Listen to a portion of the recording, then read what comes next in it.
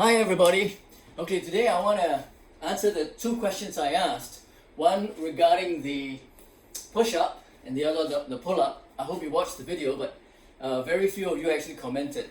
The question was, how much of bone density growth is the push-up a trigger for? In other words, is the push-up good for creating or triggering bone density growth? And what about the pull-up? So today I want to answer those questions, and this is pertinent not just for these two exercises, because I want to clarify some doubts that may be lingering with regards to exercises such as swimming and Tai Chi Chuan in their ability to stimulate bone density growth. In fact, some of you might have been disappointed or maybe even offended when I said that swimming and Tai Chi Chuan and Qi Gong, for example, have very little, unless you're doing Qi Gong where you have stomping of your feet. Okay, and Tai Chi Chuan, if you're talking about Chen style Tai Chi Chuan, sometimes some movements have some stomping of the foot. But apart from those particular movements, Tai Chi Chuan in general and swimming are very poor bone density growth triggers. And I want to address that issue because I don't want you to feel offended or disappointed because perhaps your doctor told you that swimming would be very good for you. But you have to look at what stage he's recommending that, or she may be recommending the swimming for you, and for what purpose. So I'm going to address those issues right after I talk about the push-up and the pull-up, okay? So, for the push-up, I did a video on the push-up. If you haven't watched it, you can watch it. It's only a few seconds long of me performing a few push-ups and then asking how much of a trigger on bone density growth do you think this exercise will produce? And the answer is, number one, it's a body weight exercise. Okay, it's a weight-bearing exercise, so it's decent. It's decent. It has very low impact, so that's not good for bone density growth, but it has body weight involved. Now obviously, if you're doing a bench press and you are, say, 130 pounds, like myself, and you bench press 2 to 250 pounds or 300 pounds, obviously the bench press will have a greater stimulation, a greater stimulus for bone density growth compared to the push-up. That doesn't mean that the bench press is more functional as an exercise than the push-up. The push-up not only has its place, it's far more functional because when you're moving your body through space, it's a closed chain exercise, whereas the bench press is an open chain exercise, right? Meaning where you contact the bar, that's what moves. Whereas in the push-up, the contact on the ground doesn't move, it's your body that's moving. Obviously in physics, yes, you are pushing the earth away, but it's so minuscule we won't even talk about it here. So there is a very high functional component to the push-up. And we do know that, so in terms of push-ups, in terms of functional exercise, the push-up is an extremely good exercise. So I'm in no way degrading or denigrating the push-up as an exercise, okay? But in terms of bone density growth, the limit of the push-up is your body weight. Now, I was listening to a discussion on body weight and its correlation to bone density, and I was thinking to myself, this is a lot more complex than some people might understand, because we'll get into that in another episode, but you will see a correlation between a higher body weight and a higher bone density. Okay, that's just, you should be able to understand it, because if you are carrying a higher body weight, then that loading on your bones would be higher, right? That loading in terms of resistance, in terms of the weight. So I'm not asking you to necessarily become heavier, because every sport and whatever objectives you might have has its own requirements. So the push-up is good, right? But its limit is your body weight. If you're very light, if you're a distance runner, and we'll get into that as well. Okay, so in part 3 of this particular video, you'll understand a little bit more of what I'm trying to imply and get across to you. So the push-up is good, but its limit is your body weight. What about the pull-up? All right, the pull-up is also your body weight, right? But instead of compression, you see the big stimulus for bone density growth is compression on the bones. So when you're moving with your body weight up and down, you're compressing the bones, and that's what stimulates bone density growth. In the pull-up, it's the opposite. Now, the pull-up is not an easy exercise, okay? It's even more difficult to perform than the push-up. Obviously, most people are not performing the push-up properly. You need to be in a proper high plank position and all that, and we'll have a separate video on that. But the pull-up is more difficult to perform because you are using your pulling muscles, your latissimus dorsi, your brachioradialis, your brachialis, and your biceps. All right, and as you're pulling, when you require core control as well. Well, the push-up does as well, but you are creating tension on the bones rather than compression. Do you notice that? In the push-up, all 4 of your limbs have contact with the ground, your hands and your feet, but not so with a pull-up. With a pull-up, neither of your hands nor your feet have anything to do with the ground. They don't touch the ground at all. You're pulling yourself up by holding on to the handles. In other words, there is no compression loading at all. There is tension, a fair amount of that, on the tendons where they attach to the bone, and with that pulling, yes, there is stimulus for bone density growth, but it is not the same amount as for compression. Compressive exercises, or exercises that compress your skeleton or your bones, produce more stimulation, more of a stimulus for bone density growth than exercises that produce tension, pulling your bones, lengthening your bones rather than compressing them. Okay? Now, does that mean that the pull-up is no good? No, it doesn't, because we're now talking about bone density growth. Every exercise has its place, which is where I want to get to into part 2. But let me finish off part 1 by saying both the push-up and the pull-up have their place. But we're talking specifically about bone density growth, and I want to get across to you that you cannot just do one exercise for all purposes. It's not going to work that way. That's why in our previous video, one of our previous videos, we talked about the 4 critical exercises or 4 important exercises for maintaining health and functional fitness. Remember, we have limbering, we have strength, we have cardiovascular, and we have range of motion exercises.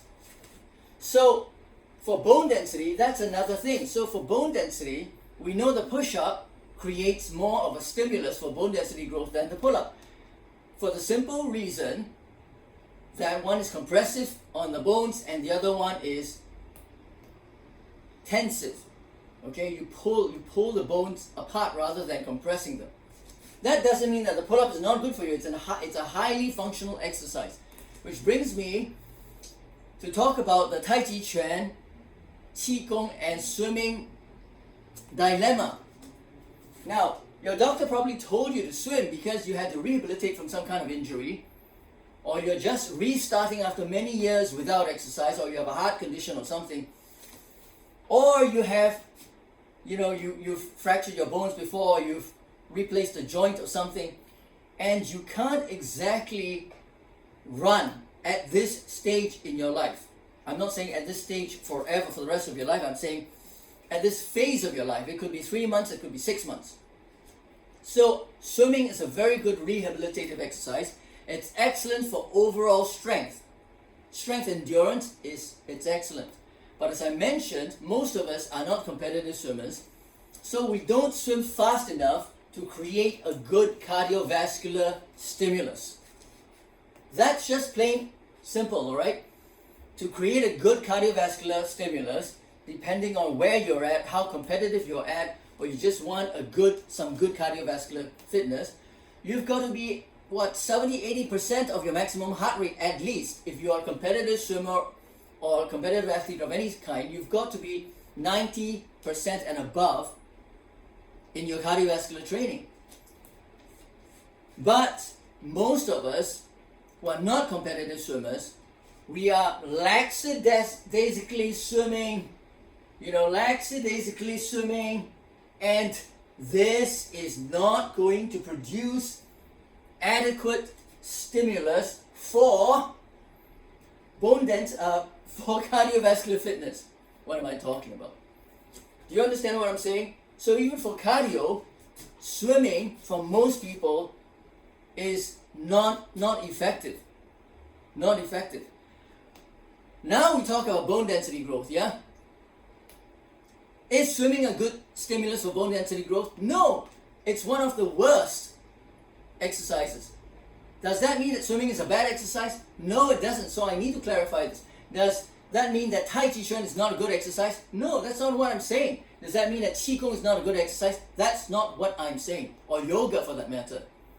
We've mentioned that certain yoga poses, especially those on one leg, you do have greater bone density growth stimulation, but by and large, it is not very high. So swimming is one of the lowest, if not the lowest. Seated rowing as well is very low because you're seated, right? And cycling is also very low on the list, on the ranking of bone density stimulation, bone density growth stimulation. Does that mean that cycling and seated rowing, or if you're really rowing a boat, or for that matter, dragon boating or kayaking, does that mean that swimming is not a good exercise? It doesn't.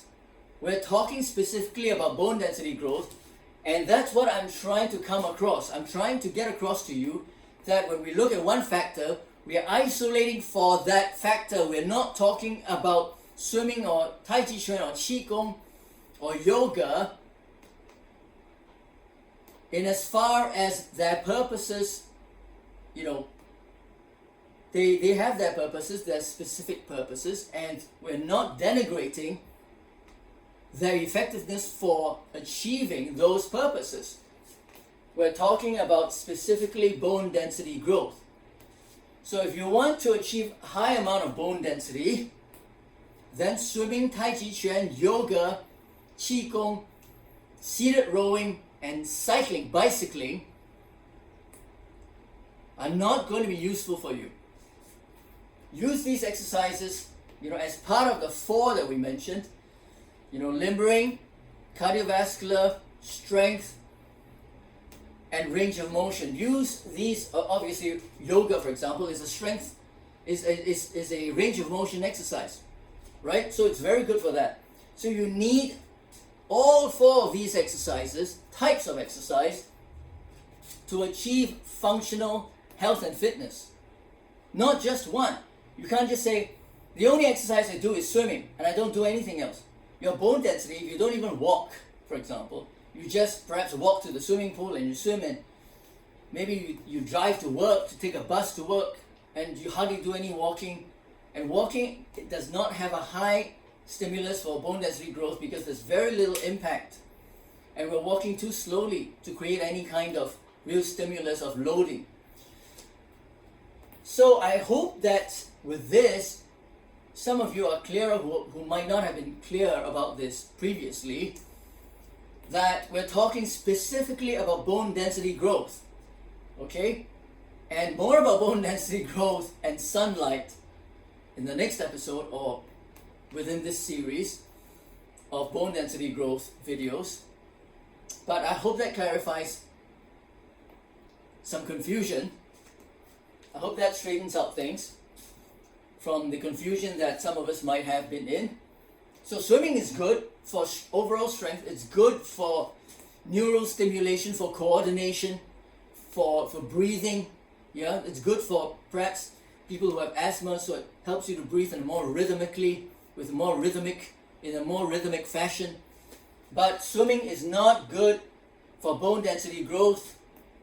It is for most people not useful as a cardio exercise as well, unless you're a competitive swimmer, because competitive swimmers swim a lot more. And also, the bone densities of competitive swimmers are also affected by all the lifting of weights that they perform. Don't forget that competitive swimmers lift a lot of heavy weights. They perform deadlifts, they perform cleans and presses. So we're talking here about the majority of people. So I hope that clarifies things. We have to know what we're isolating, what factor we're talking about. Okay, so push-up is better than the pull-up for bone density growth trigger, but the limit for the push-up is your body weight. Unless you're stacking sandbags or a backpack on yourself, or getting someone to sit on your upper back. Otherwise, the push-up, the limitation is your body weight. I hope that clarifies things. And of course, the pull-up, the limitation is your body weight, but it's not even a compressive exercise because your feet are not on the ground. Neither your feet nor your hands are on the ground. If you're doing a handstand, for example, then the bone density in your arms would be stimulated to increase. If you're doing handstand push-ups, that would be even better for the upper body in terms of compressive stimulation for bone density growth for the upper body. But otherwise, ask me any questions if you're still unclear about what we're getting through, and hopefully in the upcoming videos we'll talk more about this, we'll discuss more, and hopefully we will have a better understanding about this topic. Thank you, and see you soon again. Thank you for joining me. Have a great day.